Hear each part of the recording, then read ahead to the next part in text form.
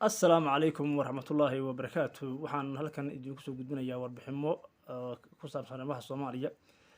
Musuqmaasuqa ayaa kordhay 8 bilood ee lasoo dhaafay intii la isku haystay doorashooyinka iyo arrimaha siyaasadda dalka Soomaaliya. Ayaa waxaa la soo sheegayaa in musuqmaasuqu uu baahay isla markaana uu kor u kacay boqolkiiba 30 intii uu hore u joogay. Deeqa ayaa la isku qabsaday ay bixin lahaayeen dalka Masar, Imaaraadka iyo wadamo kale oo caalamka ah. Iyadoo aynu ognahay in dowladda ay soo wajahday dhaqaale xumo fara badan, ayaa haddana waxaa aad loo boobayaa hantida dadka iyo hantida dalka.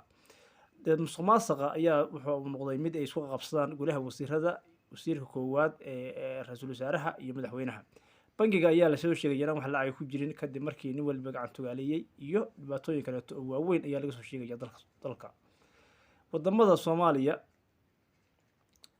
ayaa waxay ku jirtaa wadamada ugu hooseeya xagga ugu sarreeya xagga musuqmaasuqa.